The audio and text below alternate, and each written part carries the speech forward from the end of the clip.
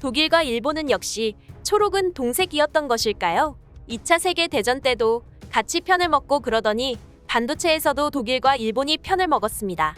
전후에는 쉽게 없어지지 않나 봅니다.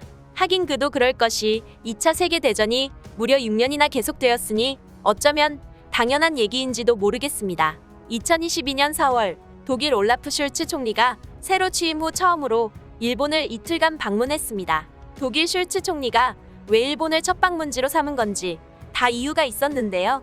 이유는 일본 기시다가 대만 TSMC 반도체 공장 유치를 도와준다고 하니 독일 올라프 슐츠 총리가 취임 후 일본을 이틀간이나 갔다 왔던 것입니다. 일본을 방문하고 6개월 뒤 대만 TSMC가 독일의 반도체 공장 부지를 물색하고 있는 것으로 드러났습니다. 이렇게 되면 일본에 이어 독일도 대만 TSMC의 대열에 합류하게 된 것인데요. 관련 내용 자세히 알아보겠습니다. 독일과 일본은 대만 TSMC의 파운드리 반도체 공장을 유치하기 위해 2021년부터 공을 들여왔습니다. 똑같이 공을 들여왔지만 TSMC는 일본에만 공장을 지어주기로 하고 2021년 11월 일본 공장 착공을 확정 지었습니다. 이에 올라프 슐츠 독일 총리는 뒷목을 잡았는데요. TSMC가 독일 공장 건설엔 적극적으로 나오지 않았던 거죠. 독일 입장에서는 유럽 시장을 장악하기 위해 미국 인텔과 10년간 110조를 투자한다고 하고 있지만 파운드리 생산시설 확충이 시급했습니다. 옆나라 프랑스는 파운드리 4위 업체인 글로벌 파운드리와 함께 7조 5천억을 투자하여 공장을 세우기로 하고 있고 이탈리아 역시 인텔과 6조 2,300억을 들여 패키징 공장을 세운다고 하고 있습니다. 이런 와중에 일본 기시다가 슐츠를 불러 TSMC 공장 유치를 챙겨준 것인데요. 슐츠 총리의 일본 방문 후 대만 TSMC가 독일에 공장을 짓기로 하고 부지를 물색 중에 있습니다. 대만 TSMC는 독일 메넨 지역의 독일의 자동차 회사 BMW와 일본 부품기업 덴소와 협력하여 공장 건설을 추진하고 있습니다. 덴소를 참여시킴으로써 지지부진했던 TSMC의 독일 공장을 급물살을 타게 만든 건데요. 이곳에서 마이크로 컨트롤 유닛이라는 차량용 MCU를 생산하게 됩니다. 차량용 반도체는 자동차 가격에서 차지하는 비중이 2% 정도로 낮은데요. 자율주행 전기차에서는 비중이 점점 더 높아지고 있는 추세입니다. 이렇게 비중이 낮았던 차량용 반도체 몸값이 코로나 사태 이후로 날로 치솟았는데요. 코로나 사태가 터지자 자동차 업체들은 매출 감소를 예견하고 차량용 반도체 주문량을 대폭 줄였습니다. 그러나 정반대로 매출은 폭발적으로 오히려 늘어났고 차량용 반도체가 품귀 현상이 벌어져 출고를 못하는 사태까지 벌어졌습니다. 원래 차량용 반도체는 CPU 같은 고성능 반도체가 아닌 12나노 이상의 구형 공정으로 만드는 큰 생산 기술이 필요 없는 반도체인데요. 가령 자동차에서 냉난방, 배터리 관리, 내비게이션 작동, 라이트, 열선 시트, 와이퍼 등 스위치를 켜면 간단하게 전자기기들을 제어하는 역할을 합니다. 역할은 간단하지만 자동차의 특성상 저온과 고온을 넘나들기 때문에 외부 충격과 온도에 강해야 하는데요. 그리고 차를 한번 타면 10년 이상을 타기 때문에 차량 수명만큼의 긴 내구성 또한 요구됩니다.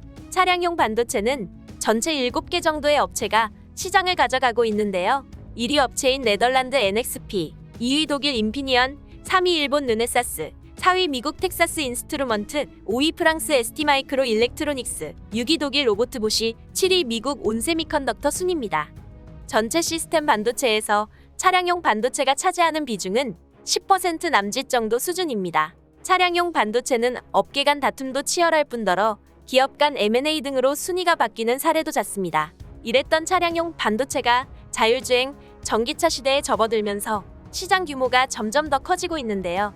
일본은 지난 11월부터 2024년에 완공을 목표로 총 10조 원을 들여 구마모토현의 대만 TSMC와 합작으로 차량용 반도체 공장을 건설하고 있습니다. 10조 중 4조가량을 일본이 대는 조건으로 해서 일본에선 소니와 일본 자동차 부품 기업 덴소가 합작하고 대만 TSMC와 함께 건설하는 중입니다. 이곳에서도 역시 마이크로 컨트롤 유닛이라는 차량용 MCU를 생산하게 됩니다. 차량용 MCU는 전체 5개 정도 업체가 시장에 진출해 있고 한국의 LG전자가 2021년 말부터 자체 개발을 타진하고 있는 중입니다. 정부 역시 차량용 반도체 개발 지원을 위해 향후 3년간 250억을 투입할 계획입니다. 지금 전 세계는 전체 반도체 시장에서 80%를 차지하는 시스템 반도체 시장을 차지하기 위해 각국이 합종연횡을 하고 있습니다. 시스템 반도체 중심의 대만 TSMC와 삼성의 최첨단 공정 경쟁이 치열하게 펼쳐지고 있습니다. 대만 TSMC가 일본과 독일의 하위 공정인 차량용 반도체 공장을 짓는 이유도 앞으로 차량용 반도체 시장이 많이 커질 것이란 전망 때문인 것도 있지만, 그것보다 더욱 중요한 이유는 시스템 반도체의 절대 다수를 차지하고 있는 최첨단 공정 싸움에서 밀리지 않기 위함인데요. 삼성과의 최첨단 싸움에서 밀리지 않기 위해 TSMC 입장에선 오로지 여기에 집중해도 될까 말까 하기 때문입니다. 삼성은 이미 TSMC보다 앞서 세계 최초로 GAA 3나노 공정을 이용해 반도체를 생산하기 시작했습니다. GAA 3나노란 소비 전력 45% 절감, 성능을 23% 향상하고 거기다가 면적은 16% 이상 줄일 수 있는 앞으로 반도체가 나아가야 할 로드맵 같은 공정입니다. 그리고 벌써 GAA 3나노 2세대 공정을 준비 중에 있습니다. 또한 미국 실리콘밸리에서 열렸던 삼성 파운드리 포럼에서 2027년까지 1.4나노를 양산하겠다고 선언하였습니다. 대만 TSMC가 대만 신주과학기술단지 바오산 2기 부지에 2나노 공장을 건설한다고 발표한 지 얼마 되지 않은 시점입니다. 삼성전자는 그동안 투자 리스크 때문에 선주문을 받고 설비 투자를 단행해왔는데요. 파운드리 공장 한 기에 30조 가까이 들어가니 말이죠. 하지만 3나노부터는 공정을 먼저 깔아 제품을 양산하고 퀄컴, 엔비디아, 구글, 테슬라 등으로부터 핵심칩 물량을 받았습니다. 도박에 가까운 엄청난 기술적 자신감이었는데요. 이 전략을 삼성은 쉘퍼스트 전략이라 합니다.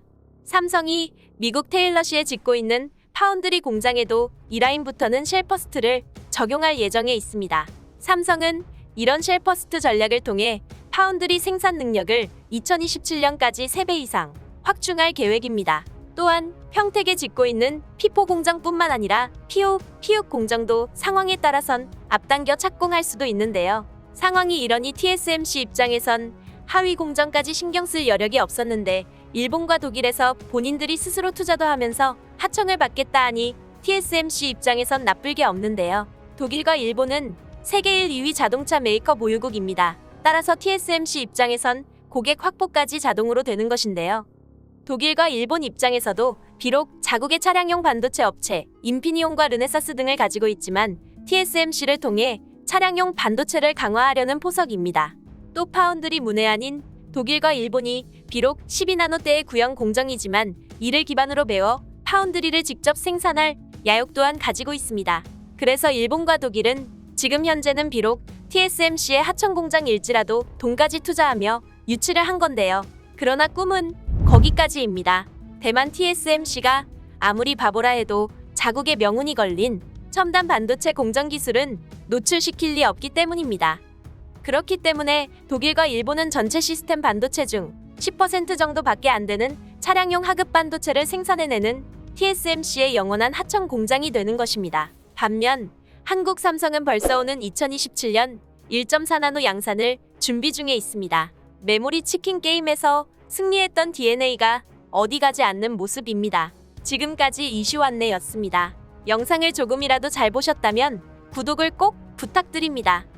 시청해주신 여러분 고맙습니다.